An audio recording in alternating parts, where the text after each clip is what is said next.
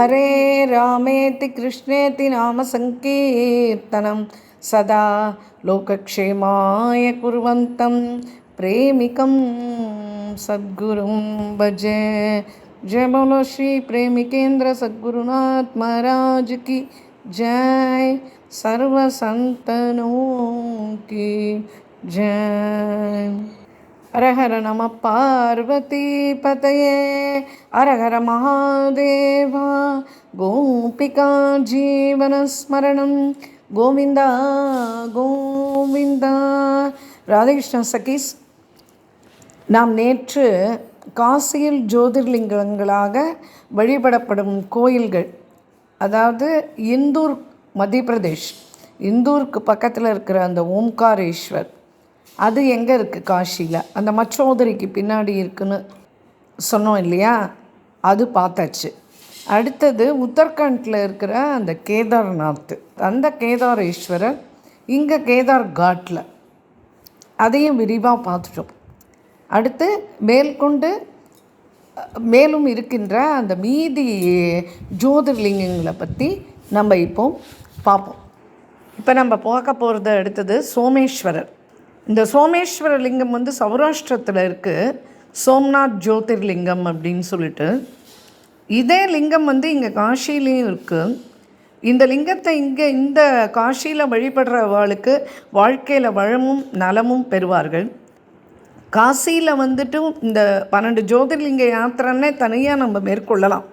சோம்நாத் போக முடியாதவா, இப்படி 12 ஜோதிர்லிங்கம் 12 இடத்துல இருக்குது, இல்லை எங்களாலலாம் அப்படிலாம் போகலாம் முடியாதுன்றவா இந்த காஷியிலேயே இது அத்தனையும் நம்ம அனுபவிச்சுடலாம்.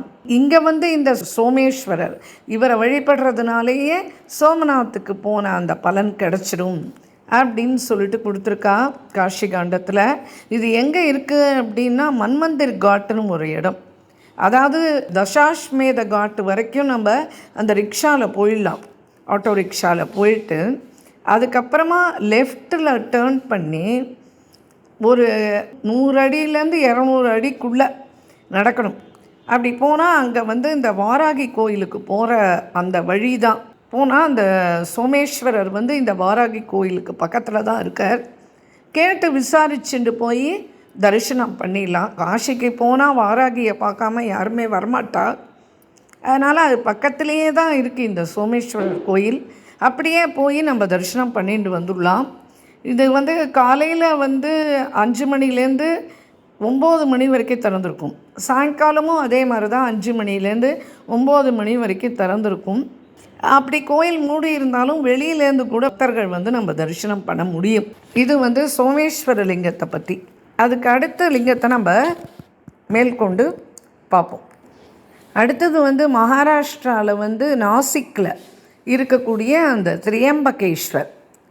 இந்த திரியம்பகேஸ்வர் கோயில் இங்கே எங்கே இருக்குது அப்படின்னு கேட்டால், திரிசந்தியா தீர்த்தம் அப்படின்னு ஒரு தீர்த்தம் இருக்குது.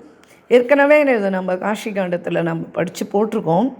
அந்த திரிசந்தியா தீர்த்தத்திலே, அந்த தீர்த்தத்திலேருந்தே ஸ்வயம்புவாக தோன்றின அந்த லிங்கம் தான் இந்த திரியம்பகேஸ்வரர் லிங்கம். இந்த லிங்கத்தை வந்து இங்கே வழிபடுறதுனாலேயே தேவாலாம் கூட அவளை வந்து ரொம்ப ஸ்லாகிச்சு பாடலாம். அப்படி அதுக்கு ஒரு பெரிய பெருமையை கொடுத்து வச்சுருக்கா. இந்த கோயில் எங்கே இருக்குது அப்படின்னு கேட்டானா திரிலோக்நாத் கோயில்னு கேட்கலாம். திரியம்பகேஸ்வர் புரியல அப்படின்னா ஆட்டோக்காரங்களுக்கிட்ட திரிலோக்நாத் ஜி டெம்பிள் போகணும் அப்படின்னு கேட்டாலும் கூட்டுன்னு போவா. இந்த கோதுலியாலேருந்து சவுக்கு போகிற இடத்துக்கு நடுவில் ஒரு சினிமா தேட்டர் ஒன்று வரும், கேசிஎம் சினிமா தேட்டர்னு. அதுக்கு வந்து ரைட்டில் திரும்பணும். போய் கொஞ்சம் தூரம் நடந்து போனோன்னாலே இந்த கோயில் வந்துடும்.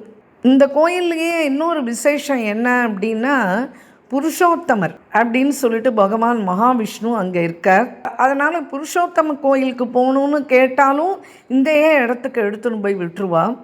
இந்த கோயில் வந்து காலையில் 6லேருந்து ராத்திரி 11 மணி வரைக்கும், அதே மாதிரி சாயங்காலம் 5 மணிக்கு திறந்தானா ராத்திரி 9 மணி வரைக்கும் திறந்திருக்கும். நம்ம அடுத்தது பார்க்க போகிறது வந்து ஸ்ரீசைல மலையில் வந்து திரிபுராந்தகேஸ்வரர் அப்படின்ற பேரில் தான் இங்கே வந்து லிங்கம் காசியில் தானாக தோன்றியது தான். இந்த மல்லிகார்ஜுன சுவாமி நம்ம சொல்லுவோம் ஸ்ரீசைலத்தில், இவன் வந்து திரிபுராந்தகேஸ்வரர் அப்படின்றா. இந்த லிங்கத்தை வழிபடுறதுனாலேயே ஸ்ரீசைல மலையையே தரிசனம் பண்ண புண்ணியம் கிடைக்கும் சேவார்த்திகளுக்கு. அதுக்கப்புறமா வந்து இந்த திரிபுராந்தகேஸ்வரரை போய் நம்ம தரிசனம் பண்ணுறது ரொம்ப சிரமம். ஒரு கால் நம்ம அப்படி தரிசனம் பண்ணிட்டோம் அப்படின்னா மறுபிறவியை பற்றி நம்ம கவலைப்படவே வேண்டிய அவசியமே இல்லை. கண்டிப்பாக மோட்சம் கிடைக்கும் அப்படின்னு காஷி காண்டும் சொல்கிறது. இது எங்கே இருக்குது அப்படின்னு சொன்னால் சிக்ரா அப்படின்னு, அதாவது சிக்ரா தைலா அப்படி கேட்கணும். இது வந்து ஒரு மணல் குன்று தான் இது. இப்போ சிக்ராலேருந்து மெஹமூர் கஞ்ச் அப்படின்னு போகிற வழியில் ஒரு 100 கஜம், அதுக்கப்புறம் ரைட் சைடில் யூனியன் பேங்க் ஆஃப் இந்தியா வரும். அதுக்கப்புறமா வந்து சித்தார்த் காம்ப்ளெக்ஸ் அப்படின்னு ஒரு காம்ப்ளெக்ஸ் இருக்கும். அதுக்கு பக்கத்தில் தான் வந்து நம்மளுக்கு சீதலா தேவியினுடைய கோயில் இருக்குது. அந்த சீதலா தேவியை ஆடி மாதத்தில் இங்கே இருக்கிறவா ஆஷாட மாதம் பூரா போவா. அப்படி அந்த அம்பாளுக்கு வந்து அப்படி மஞ்சள்னாலேயே தண்ணி அந்த அம்பாளுக்கு அபிஷேகம் பண்ணுவாள். கங்கை தண்ணியை எடுத்துன்னு வந்து அதில் மஞ்சள் கலந்து. அதுக்கப்புறம் அந்த சீதலாதேவி கோயில் இருக்கு இல்லையா, அதுக்கு ரைட்டில் ஒரு டேர்ன் வரும். அதில் போனால் அங்கே இந்த சிக்ரா டீலா வரும். இந்த சிக்ரா டீலா வந்து அந்த டீலா மேலே தான் இந்த கோயில். டீலானா மண் குன்றுன்னு அர்த்தம். அந்த டீலா மேலே தான் இந்த கோயில் இருக்குது. இந்த கோயில்லையே நம்ம போனோன்னா அந்த திரிமுக விநாயகரையே பார்த்துடலாம். அதுவும் ரொம்ப பார்க்க வேண்டிய ஒன்று இல்லையா. இந்த கோயில் வந்து அத்தனை விசேஷம் வாய்ந்த கோயில். அதுக்கப்புறமா இந்த கோயில் வந்து காலையில் 6 மணிக்கு திறந்தானா 11:30 மணி வரைக்கும் திறந்துருப்பா. சாயங்காலம் 5 மணிலேருந்து ராத்திரி 9 மணி வரைக்கும் திறந்துருப்பா. இது வந்து கொஞ்சம் இந்த சிட்டியிலேருந்து தள்ளி இருக்கிறதுனால கொஞ்சம் நேரம் பிடிக்கும் நம்ம போய் சேர்றதுக்கு, அவ்வளவுதான். அப்புறம் இந்த காமாக்கியா கோயில் இருக்குது இல்லையா, வர வழியில் வரும் அது. அங்கே வந்து இந்த கிருஷ்ணேஸ்வர், இந்த பைஜநாதேஸ்வர், அந்த 2 லிங்கமும் அங்கே இருக்குது. இது எல்லோராவில் இருக்குது இல்லையா கிருஷ்ணேஸ்வரர். அப்புறம் பார்லி மகாராஷ்டிராவில், அப்புறம் இந்த பீகாரில் இருக்கிற பைஜ்நாத், அதான் வைத்தியநாதேஸ்வரர் தான் அவன் வந்து பைஜ்நாத்தும்பா. அதுவும் அந்த வழியிலேயே வரும். கேட்டுண்டு போய் பார்த்து தரிசனம் பண்ணிட்டு வந்துடலாம். இப்போ மேற்கொண்டு பார்க்கலாம். அடுத்தது நம்ம பார்க்க போகிறது வந்து மகாகாலேஸ்வரர். இது வந்து உஜ்ஜைனில் இருக்கிற அந்த ஜோதிர்லிங்கம் தான். இங்கேயும் அதே பேரோடு தான் இருக்கார். இங்கே வந்து மிருத்யுஞ்சய மகாதேவர்னு ஒரு கோயில் இருக்குது. அது எங்கே இருக்குது அப்படின்னா இந்த காலபைரவர் கோயிலுக்கு போகிறதுக்கு முன்னாடி இருக்குது. காலபைரவர் கோயிலுக்கு போகிறதுக்கு அந்த ரோடுக்கு எதிர் ரோட்டில் இருக்குது, அந்த எக்ஸ்ட்ரீமில் இந்த மிருத்யுஞ்சய மகாதேவர் கோயில். அதனால் அந்த மிருத்யுஞ்சய மகாதேவர் கோயிலுக்கு உள்ளே தான் இந்த மகாகாலேஸ்வரர் இருக்கார். ஆக்சுவலாக அந்த மிருத்யுஞ்சய மகாதேவர் கோயிலுக்குள்ளே நிறைய விருத்தகாலேஸ்வரர், விருத்தகால கூப்பம் அதெல்லாமும் அங்கே தான் இருக்குது. அங்கே நிறைய ஈஸ்வரா இருக்கா. இந்த மகாகாலேஸ்வரர் வந்து அங்கே ரொம்ப விசேஷமாக ஜனங்கள் அங்கே போய் வழிபடுவா. இந்த கோயில் வந்து காலையில் 4 மணிலேருந்து ராத்திரி 12 மணி வரைக்கும், இந்த கேதாரேஸ்வரர் கோயில் எப்படி காலையிலேருந்து ராத்திரி வரைக்கும் திறந்துருக்குமோ அந்த மாதிரி இந்த மிருத்யுஞ்சய மகாதேவ் அங்கேயே வாசல்லையே அந்த கங்கை தண்ணியில் பால் ஊற்றி அதுலேயே 2 அந்த வில்வ பொடியை போட்டு கொடுத்துருவா. உள்ளே நுழைஞ்ச உடனே லெஃப்ட் சைடில் முதல்ல மிருத்யுஞ்சய மகாதேவ் தான் இருப்பார். அங்கே அவருக்கு போய் இந்த அபிஷேகம் நம்ம பண்ணியாச்சு அப்படின்னாலே இந்த யமபாதைகள், அனாவசிய வீண் தொந்தரவுகள் அதெல்லாம் நீங்கி போயிடும் அப்படின்றது அந்த ஊர்க்காரோட ஐதீகம். அதுக்கு எதற்கே ஒரு பெரிய மண்டபம் இருக்கும். அங்கே உட்காந்துட்டு ஜபம் பண்ணிகிட்டே இருப்பாள். பஞ்சாட்சர ஜபம் பண்ணிகிட்டே இருப்பாள் ஜனங்கள். ரொம்ப விசேஷமான கோயில் கூட. காலையில் 4லேருந்து ராத்திரி 12 மணி வரைக்கும் திறந்திருக்கும். அங்கேயே வாசலில் நிறைய பூலாம் விற்பா. அதை அங்கேயே நம்ம அபிஷேகம் பண்ணலாம். இதுக்கு மேலே வந்து இன்னொரு முக்கியமான விஷயம், இந்த மிருத்யுஞ்சய மகாதேவி கோயிலுக்குள்ளே ஒரு கிணறு இருக்குது. அந்த கிணறுல நம்ம தீர்த்தம் எடுத்து குடித்தா அப்படி அவ்வளோ நல்லா இருக்கும். நீங்கள் அந்த தீர்த்தத்தை ஒரு பாட்டிலில் எடுத்துன்னு வந்து வச்சுட்டு உடம்பு சரியில்லாத பொழுது அதை கொஞ்சம் குடித்தாலே உடம்பு சரியாயிடும். இந்த விருத்தகாலேஸ்வர தீர்த்தத்துக்கு அப்படி ஒரு பெரிய மகிமை உண்டு. இந்த தோல் சம்பந்தமான வியாதிகள், மற்ற வியாதிகள் எல்லாத்துக்குமே நிவாரணம் அப்படின்னு அந்த ஊருக்காரா நம்புறா. அவ ஒரு பக்கெட் நிறைய தண்ணி இறைச்சி அந்த தண்ணியை குடிச்சிட்டு தான் அவள் போவா. வெளியூர்காரா நம்மள மாதிரி இருக்கிறவெல்லாம் அதை பிடிச்சுன்னு வந்துடுவா. இந்த விருத்தகாலர் தீர்த்தம், அந்த விருத்தகாலேஸ்வரர், அந்த நம்ம அதுவும் ஏற்கனவே பார்த்துட்டோம். ரிக்ஷாவில் போகலாம் இந்த கோயிலுக்கு. இந்த கோயில் வந்து ரொம்ப பிரசித்தியான கோயில். இங்கே போயிட்டு அதுக்கப்புறம் அந்த கிருத்திவாசேஸ்வரரை பார்த்துட்டு அப்படியே நம்ம நேராக இதுக்கு போயிடலாம், காலபைரவர் கோயிலுக்கு போயிடலாம். எப்படி ஒரு மகாகாளேஸ்வரர், உஜ்ஜயினில் இருக்கிற மகாகாளேஸ்வரர் மிருத்யுஞ்சய மகாதேவ் கோயிலுக்குள்ளே இருக்காருன்றது தான் இதில் விவரம். அடுத்தது நம்ம பார்க்க போகிறது வந்து பீமேஸ்வரர். அது வந்து இந்த மகாராஷ்டிரா நாசிக் பூனா ரோட்டில் பீமாசங்கரம் அப்படின்னு சொல்லிட்டு ஒரு இடம். அந்த பீமாசங்கரராக அங்கே இருக்கிறவாள் தான் இங்கே வந்து காசியில் வந்து பீமேஸ்வரர் அப்படின்னு சொல்லிட்டு சொல்கிறா. இந்த சிவபெருமான் வந்து கஜாசுரனை வீழ்த்தினார் இல்லையா, அந்த நம்ம கிருத்திவாச மகாத்மியத்தில் சொல்லியிருக்கோம்.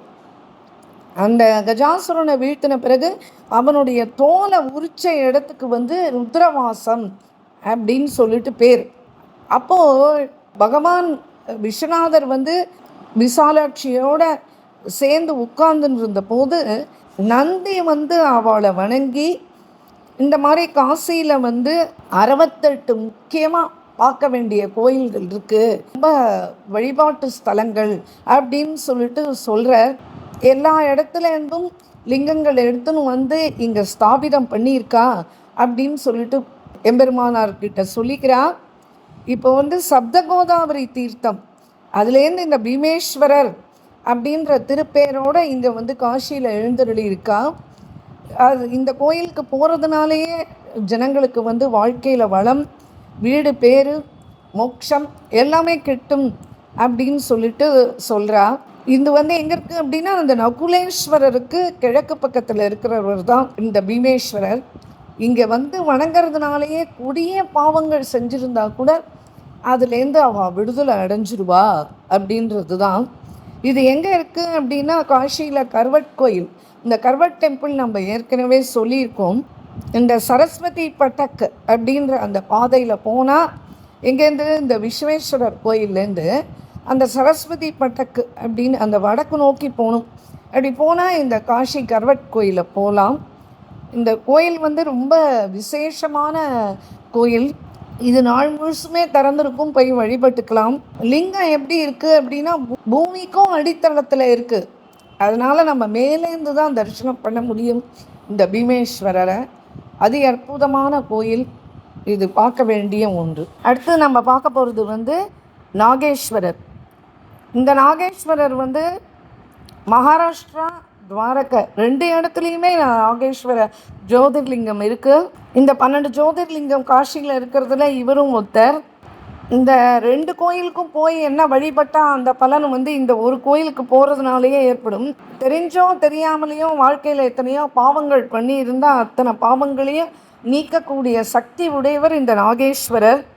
இவர் வந்து ரொம்ப ஜோதிர்லிங்கத்தில் ரொம்ப பவர்ஃபுல் லிங்கம் அப்படின்னு இது சொல்கிறா. இது வந்து பட்டனி டோலா அப்படின்னு இந்த போஸ்லா காட்டுன்னு ஒன்று இருக்குது. அந்த போஸ்லா காட்டுக்கு பக்கத்தில் தான் இருக்குது. நம்ம வந்து ரிக்ஷாவில் போகிறதா இருந்தால் ஷவுக்கு வரைக்கும் போயிட்டு அங்கேருந்து சங்கடாதேவி கோயில், ஏற்கனவே சங்கடாதேவி கோயில் நிறைய இதுக்கு சொல்லியிருக்கோம். அந்த சங்கடாதேவி கோயில் வழியாக நடந்து போகணும். இல்லைன்னா படகுல போகிறதா இருந்தால் போஸ்லா காட்டுன்னு கேட்டு அங்கேருந்து படிக்கட்டு ஏறி போய் இந்த கோயிலுக்கு போகலாம். இதில் முக்கியமாக அன்பர்கள் தெரிஞ்சிக்க வேண்டிய ரொம்ப இம்பார்ட்டண்ட் பாயிண்ட்டு, அது வந்து அங்கே பூஜை பண்ணுற அவர் தன்னுடைய வாயாலேயே சொல்லியிருக்கார். என்ன அப்படின்னா, இந்த கோயிலுக்கு வர்றதுனாலேயே கால சர்ப்ப தோஷம் நீங்கும் அப்படின்றா. இது காத்தால 7 மணிலேருந்து 9 மணி வரைக்கும், அப்புறம் சாயங்காலம் 7 மணிலேருந்து ராத்திரி 8 மணி வரைக்கும். ரொம்ப கொஞ்ச நாள் தான் இந்த கோயில் திறந்திருக்கும். ஆனால் கோயில் மூடி இருந்தது, சில சமயத்தில் திறக்கலை. அவள் சில சமயத்தில் வந்து காலைல பூஜையை முடிச்சுட்டு கதவை பூட்டின்னு போயிடுவாள். ஆனால் வெளியிலேருந்து தரிசனம் பண்ணலாம் பகவானை. பிரத்யேகமாக இதுக்கு போகணுன்னா நம்ம அப்போ கோயில் திறக்கும்போதே போயிடணும்.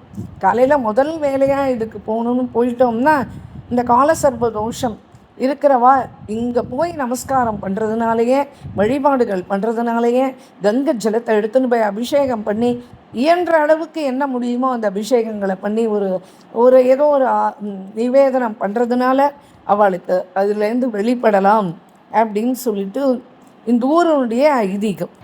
அப்புறம் அதே மாதிரியே இன்னொரு ரொம்ப பவர்ஃபுல் நாகேஸ்வரர் என்ன அப்படின்னு கேட்டால் கார்கோடக நாகேஸ்வரர் அப்படின்னு சொல்லிட்டு. ஜேஷ்டேஸ்வர லிங்கத்தை சுற்றி நிறைய லிங்கம் இருக்குது அப்படின்னு நம்ம ஏற்கனவே பார்த்தோம். இந்த கந்தர்வேஸ்வரர் அதுக்கு பின்னாடி தான் இந்த கார்கோடக கிணறு இருக்குது, வாபி கார்கோடக வாபி இருக்குது, கார்கோடக நாகரும் இருக்கு. இந்த கார்கோடக கூபம் அந்த கிணத்துல நீராடிட்டு இல்லைன்னா அந்த தண்ணியை இறைச்சி அதை தலையில் தெளிச்சுட்டு அப்புறம் இந்த கார்கோடக நாகேஸ்வரரை வழிபடுறதுனால எல்லா விதமான நாக தோஷம் நிவர்த்தியாகும். அப்புறம் விஷத்தினால அவளுக்கு மரணம் ஏற்படாது. அப்புறம் இந்த மாதிரி அவள் போயிட்டு தரிசனம் பண்ணி அதில் ஸ்நானம் பண்ணிட்டு வந்தவர்களுக்கு உடலில் எந்த விதமான விஷமும் ஏறாது. ஆனால் இந்த கார்கோடக கூபம் கிணறுன்றா பார்த்தலா, அந்த கிணத்துக்குள்ளேயே தான் இந்த நாகேஸ்வர லிங்கம் மூழ்கி இருக்கான். அப்போது நீர் குறையணும், அப்போ தான் இல்லை தூய்மைப்படுத்தணுன்றதுக்காக அவன் அந்த நீரை இறைச்சி கொட்டினா அப்படின்னா அப்போது தான் அந்த லிங்கத்தை நம்ம தரிசனம் பண்ண முடியும். ஆனால் லிங்கம் தண்ணியில் ஃபுல்லாக மூழ்கி இருக்கும் பொழுது அந்த தெய்வீக தன்மை அதில் அந்த நீரில் முழுமையாக இருக்குன்றது அங்கே இருக்கிறவங்களுடைய நம்பிக்கை. அதனால் ரொம்ப நம்பிக்கையாக இங்கே தரிசனம் பண்ணிட்டு போகிறா. அப்புறம் நுழையும் போதே அந்த கோயிலுக்குள்ளே நுழையும் போதே அந்த நாக கவுனுக்கு போகிறதுக்கு முன்னாடி நாகேஸ்வரர் அப்படின்னு ஒரு சிவலிங்கம் இருக்குது. அதையும் பிரத்யேகமாக நல்லா வழிபடுறா. இந்த நாக கவுன் அப்படின்றது ஜேத்புரா அப்படின்னு ஒரு இடம் அங்கே தான் இருக்குது. அதுக்கு என்ன பண்ணணும்னா அந்த ரிக்ஷாக்காரங்கிட்ட ஜேத்புரா போலீஸ் ஸ்டேஷன் வரைக்கும் போகணும் அப்படின்னு கேட்கணும். கேட்டு அதுக்கப்புறமா இந்த நாக் கவுனுக்கு எப்படி போகணுன்ற வழியை கேட்டுன்னு போகலாம். அந்த லிங்கத்துக்கு மேலே ஒரு பாம்பு உருவம் பொறிச்சிருக்கா அப்படின்னு சொல்லிட்டு சொல்கிறா. இந்த இடம் ரொம்ப விசேஷமான இடம்.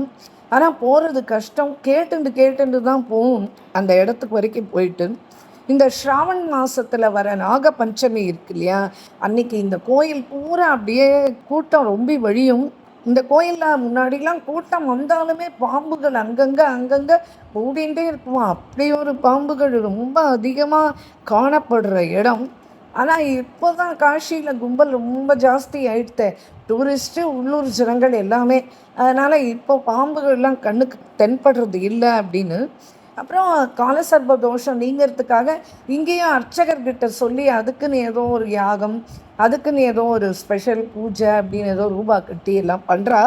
அது நம்ம அங்கே விசாரிச்சுக்கணும் நம்ம. அப்புறமா காலையில் 5:30 மணிக்கு கோயில் திறந்துருவான், 12 மணிக்கு மூடிடுவான். அப்புறம் சாயங்காலம் 4 மணிக்கு திறந்தானா ராத்திரி 9 மணி வரைக்கும் நடை திறந்துருக்கும். 2 வேளையும் ஆர்த்தி தரிசனத்துக்காக வெயிட் பண்ணி பார்க்குறவா பார்க்கலாம். இப்படி இந்த கோயில் ரொம்ப இந்த நாக தோஷத்துக்கெல்லாம் ரொம்ப பெரிய பரிகாரமாக அமைஞ்சிருக்கிறது தான் ரொம்ப பெரிய விஷயம். இதுக்கு அடுத்தது நம்ம பார்க்க போகிறது ராமேஸ்வரர். ராமேஸ்வரம் தான் அந்த ராமேஸ்வரர் அப்படின்றது தமிழ்நாட்டில் இருக்கிற ராமேஸ்வரம். 12 ஜோதிர்லிங்கத்தில் ஒன்றா இருக்கிற இந்த ராமேஸ்வரர் க்ஷேத்திரத்தில் இருக்கிற லிங்கத்தை தான் ராமேஸ்வரர்னு சொல்கிறா. ஆனால் இந்த ஊரில் இந்த லிங்கத்தை கணேஸ்வரர் அப்படின்னு தான் வழிபடுறா இந்தூர்காரா.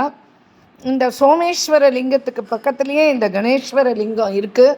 இந்த லிங்கத்தை போய் நமஸ்காரம் பண்ணிட்டு வந்தாலே வாழ்க்கையில் வளமும் மகிழ்ச்சியும் ஏற்படும்ன்றது இந்த ஊர்க்காராளோட நம்பிக்கை. இந்த கோயில் எங்கே இருக்குது அப்படின்னு கேட்டால் இந்த மன்மந்திர் காட்டு முதல்ல சொன்னோம் இல்லையா, அந்த மன்மந்திர் காட்டு அந்த தசாஸ்மேத காட்டு வரைக்கும் ரிக்ஷாவில் போயிட்டு அங்கேருந்து நடந்து போகணும். அப்புறம் அந்த கலியில் நுழைஞ்ச உடனே லெஃப்டில் கொஞ்சம் தூரம் நடந்து போனோன்னா அந்த வாராகி கோயில், அதுக்கு பக்கத்துலேயே தான் இந்த கோயில் வந்துடும். இந்த கோயில் காலையில் 6 மணிலேருந்து மத்தியானம் 12 மணி வரைக்கும் இருக்கும். சாயங்காலம் 5 மணிலேருந்து ராத்திரி 9 மணி வரைக்கும் திறந்துருக்கும்.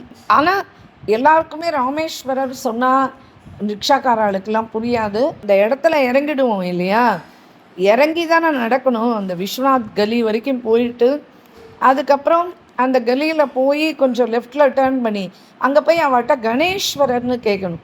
கேட்டால் கரெக்டாக காமிச்சிருவா.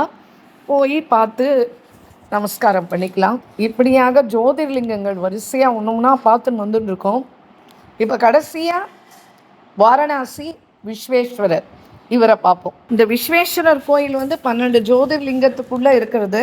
இதை பற்றி ரொம்ப பெருமையாக காஷி காண்டம், சிவபுராணம் எல்லாம் ரொம்ப அற்புதமாக சொல்லியிருக்கா.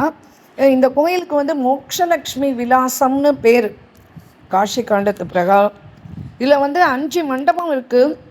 இதில் வந்து முக்கிய மண்டபம் வந்து இந்த கர்ப்பகிரகம், அங்கே தான் விஸ்வேஸ்வரர் இருக்கார்.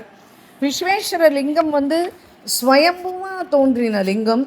அதுக்கப்புறம் தெற்கில், அந்த விஸ்வேஸ்வரருக்கு தெற்கில் இருக்கிறது முக்தி மண்டபம். அந்த முக்தி மண்டபத்தில் தான் நம்ம வந்து உட்காந்துட்டு கோயில் மொத்தம் சுற்றி முடிச்சுட்டு அங்கே உட்காந்துட்டு ஜபங்கள் இல்லைன்னா தியானம் எல்லாமே பண்ணலாம். ஆனால் இப்போ என்ன வசதி அப்படின்னா, காலத்துக்கு ஏற்ற மாதிரி அங்கே டிவி வச்சுருக்கா.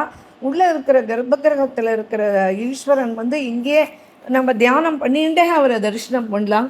அப்படி ஒரு ஏற்பாடு ஆயிருக்கு. அதுக்கப்புறமா வந்து மேற்க பார்த்தோன்னா விஸ்வேஸ்வரருக்கு மேற்க வந்து சிங்கார மண்டபம், அதுக்கப்புறம் வடக்கில் வந்து ஐஸ்வர்ய மண்டபம், அதுக்கப்புறம் கிழக்கில் வந்து ஞான மண்டபம். இப்படி அங்கே வந்து சிவபெருமானும் பார்வதி தேவியும் எல்லா தேவர்களும் சுற்றம் சூழ அந்த முக்தி மண்டபத்துக்கு வந்து, அதுக்கப்புறம் அங்கேருந்து தான் அந்த சிங்கார மண்டபத்துக்கு கிழக்க நோக்கி உட்கார்ந்தா அப்படின்ட்டு இந்த கோயிலுடைய வரலாறு. அதுக்கப்புறமா வந்து விஸ்வேஸ்வரலிங்கத்தை பற்றி சிவபெருமான் தன்வாயால் என்ன சொல்லியிருக்கார் அப்படின்றத மட்டும் இப்போ பார்ப்போம். நிறைய நம்ம பார்த்துருக்கோம், பார்க்கவும் போகிறோம். இப்போ வந்து ஸ்வயம் விஸ்வேஸ்வரன் என்ன சொல்லியிருக்கார் தன்னை பற்றி அப்படின்னா, விஸ்வேஸ்வரலிங்கத்தை வந்து தொட்டு பூஜிக்கிறதுனாலேயே இதுக்கு முன்னாடி 2 தலைமுறையில் பண்ண பாபங்கள்லாம் அந்த వ్యక్తిக்கு போயிடும். விஸ்வநாதர் கோயிலினுடைய கர்ப்ப கிரகத்தில் நுழைஞ்சோன்னா நம்மளே பூஜை பண்ணலாம். நம்ம பக்தியோட ஒரு பூவோ ஒரு கங்கை தண்ணியோ இல்லை என்ன அபிஷேகம் பண்ணாலும் அது வந்து 100, அவர் சொல்கிறார், அந்த கங்கை நீரை எடுத்துன்னு வந்து என் மேலே கொட்டியாச்சு அப்படின்னா 100 தங்க மலரால் என்னை பூஜை செஞ்ச பலன் அவளுக்கு நான் கொடுத்துட்றேன். அப்போ எவ்வளவு மனசு உகந்து இருப்பார் அந்த லிங்கத்தில் அவர். இப்படி அவர் தன் வாயால் இந்த கோயிலினுடைய பெருமையை பற்றி எடுத்து சொல்லும்போது, சிவபெருமானுக்கு ஒரு பக்கம் இந்திரனும் மறுபக்கம் சப்த ரிஷிகளும் இருந்தாலாம். இன்றைக்கும் ராத்திரி நித்திய சப்த ரிஷி பூஜை உண்டே, அவள் வரா மாதிரி தான் ஐதீகம். அந்த சமயத்தில் எப்பேற்பட்டவாளுக்கும் அப்படியே மேலும் சிலுத்து போகும் அந்த பூஜையை பார்க்கும்போது. அது ஆனால் சத்தியம். அது அந்த மணி ஓசையிலேயே அப்படி ஒரு நாதம், அப்படி ஒரு பக்திமயமாக இருக்கும். அந்த 7 ரிஷியினுடைய சப்த ரிஷிகளினுடைய பரம்பரையில் வரவாதான் இன்றைக்கும் பூஜை பண்ணுறார். வேறு யாரோ 7 பேர் வந்து பூஜை பண்ணுறான்றது கிடையவே கிடையாது. அந்த பரம்பரையில் வந்தவா மட்டும்தான் அந்த சமயத்தில் அந்த சப்த ரிஷி பூஜையை பண்ண முடியும். அது வந்து ராத்திரி 7 மணிக்கு ஆரம்பித்து 7:30 மணிக்கு முடியும். 7:30 8 மணி ஆகிடும். அந்த பிரசாதத்தை வாங்கிறதுக்கு ஜனங்கள் முட்டி மோதுவா. அதை பார்க்குறதுக்கும் ஜனங்கள் அப்படி, அதுக்குன்னு டிக்கெட் இருக்குது, அப்படி நம்ம வாங்கிட்டு அப்படி பார்க்கலாம்.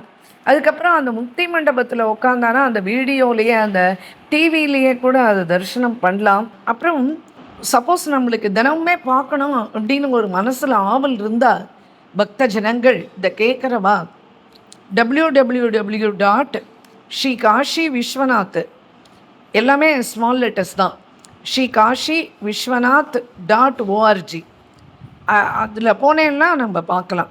காசிக்கு மரமாக வந்து இந்த சப்தரிஷி பூஜை பார்க்காம திரும்ப மாட்டா. கங்கையில் வந்து மணிகர்ணிகா காட்டில் வந்து போய் ஸ்நானம் பண்ணணும். அதுக்கப்புறம் விஸ்வநாத தரிசனம் பண்ணணும். இது 2 கம்சேக்கம் இது 2மாவது பண்ணணும். அதனாலேயே எல்லா பாபமும் நான் நீக்கிடுறேன் அப்படின்னு சிவபெருமான் தன்னுடைய திருவாயால் மலர்ந்தருளியிருக்கார். காஷி காண்டத்திலேயே பலவேறு இடத்துல பலவேறு விதத்தில் பலவேறு அத்தியாயத்தில் பலவிதமாக விஸ்வநாதனுடைய சிறப்புகள்லாம் சொல்லியிருக்கா. அதை எல்லாத்தையும் இங்கே எடுத்துன்னு வந்து சொல்ல முடியாது. இந்த இடம் எங்கே இருக்குது அப்படின்னு கேட்டால் சவுக்கு, அதான் அந்த தசாஷ்மேத் விஸ்வநாத் கலி வரைக்கும் ஆட்டோவில் வந்துட்டு அங்கேருந்து இறங்கி அப்படியே அந்த சந்தில் அப்படியே நேராக நடந்து போனால் கோயிலுக்கு போயிடலாம்.